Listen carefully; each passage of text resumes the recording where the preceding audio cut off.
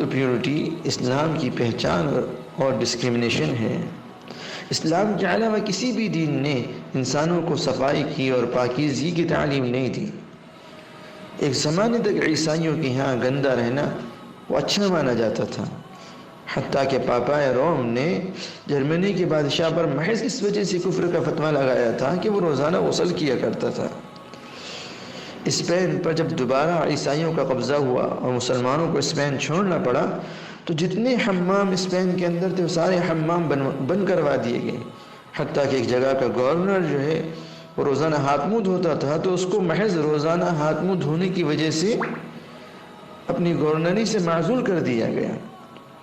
یہی کچھ حال ہمارے برادران وطن کا بھی ہے کہ ان کے ہاں بھی گندہ رہنا، صفائی ستھرائی کو اختیار نہ کرنا، پاکیزگی کو اختیار نہ کرنا وہ اچھا مانا جاتا ہے۔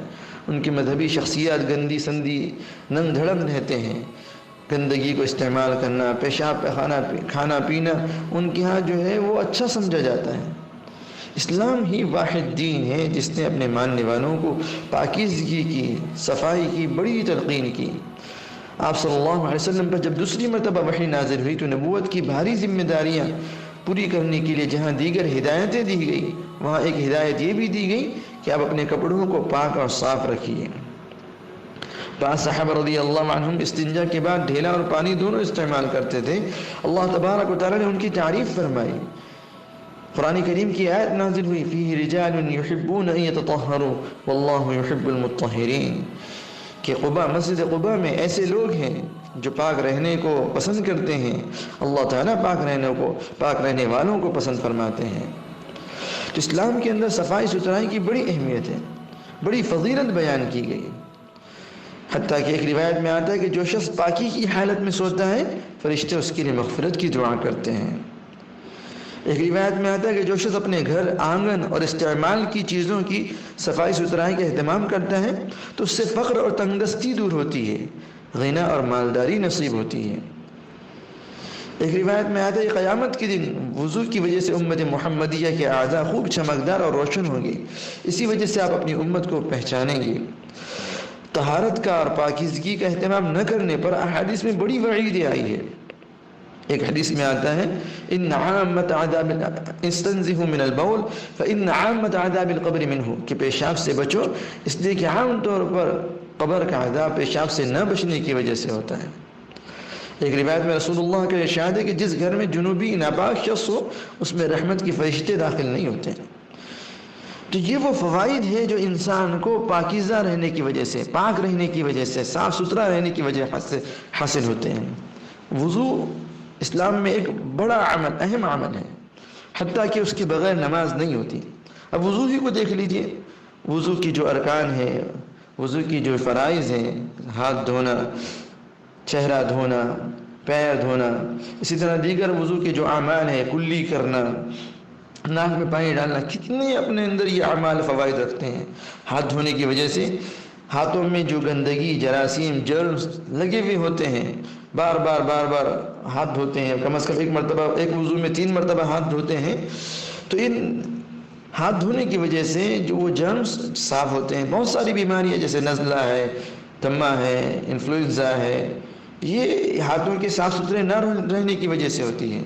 جب دن میں 5 بار وضو کیا جائے اور ہر مرتبہ 3 مرتبہ ہاتھ دھویا جائے تو ہاتھوں میں گندگی یا جراثیم رہنے کا کوئی مطلب ہی نہیں رہتا۔ اسی طرح وضو کا ایک عمل ہے کلی کرنا۔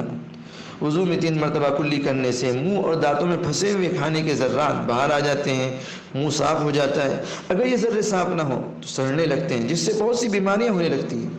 آج کل ڈاکٹر دن میں کئی مرتبہ برش کرنے کو کہتے ہیں، لیکن دین اسلام نے تو 1400 سال 1500 سال پہلے ہی دن میں 5 مرتبہ برش کرنے یا مسواک کرنے کا حکم دیا۔ آپ صلی اللہ علیہ وسلم تو مسواک کا بہت زیادہ اہتمام کیا کرتے تھے۔ نیند سے بیدار ہوتے تو مسواک کرتے، گھر میں داخل ہوتے تو مسواک کرتے، وضو کرتے تو مسواک کرتے۔ اور مسواک دانتوں کی صفائی کے ساتھ ساتھ بہت زیادہ فوائد اپنے اندر لیے ہوئے ہیں۔ اس کے ذریعے سے یادداشت تیز ہوتی ہے، بلغم صاف ہوتا ہے، ٹونسلز، گلے کے کینسر وغیرہ جیسی بڑی بیماریوں سے بچا جا سکتا ہے۔ ایسے وضو کا ایک عمل ہے ناک میں پانی چڑھانا۔ اچھی صحت کے لیے ہمارے پھیپھڑوں کو صاف ستھرا ہونا چاہیے۔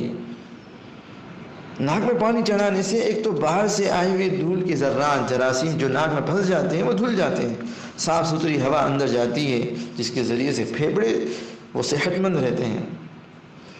یہ تو ظاہری فوائد ہیں، چھوٹے چھوٹے فوائد ہیں، بے انتہا فوائد ہیں جس کو ہم بیان بھی نہیں کر سکتے۔ چہرہ دھونے کی وجہ سے چہرے پر جو کیمیکلز اور دھول اور گندگی وغیرہ لگ جاتی ہے اس سے حفاظت ہوتی ہے، وہ صاف ہو جاتی ہے۔ ہاتھ پاؤں دھونے کی وجہ سے، مسح کرنے کی وجہ سے نہ جانے کیسی کیسی بیماریوں سے حفاظت ہوتی ہے۔ انسان گردن کا مسح کرتا ہے جس کی وجہ سے انسان پاگل پن سے محفوظ رہتا ہے۔ تو یہ سارے فوائد ہیں پاک رہنے کے، صاف رہنے کے۔ سب سے بڑا فائدہ کہ پاک رہنے کی وجہ سے انسان شیطان سے اور شیطان کے اثرات سے محفوظ رہتا ہے۔ یہ جنات کے اثرات، یہ شیاطینی اثرات اس وقت انسان پر غالب آتے ہیں جب انسان ناپاک ہو، اور جو انسان پاک رہنے کا اہتمام کرے تو وہ شیطانی اثرات سے، جنات کے اثرات سے وہ محفوظ رہتا ہے، اور پاک رہنے کے اہتمام کی وجہ سے انسان فقر و فاقہ سے بھی محفوظ رہتا ہے، تنگ دستی اور محتاجگی سے بھی محفوظ رہتا ہے۔ اللہ تبارک و تعالیٰ غنی عطا فرماتے ہیں۔ تو یہ جو فوائد ہے یہ وہ مختصر فوائد ہے جو پاک رہنے کی وجہ سے ایک مسلمان کو حاصل ہوتے ہیں۔ اللہ تبارک و تعالی ہم سب کو خوب پاک رہنے کی توفیق عطا فرمائے۔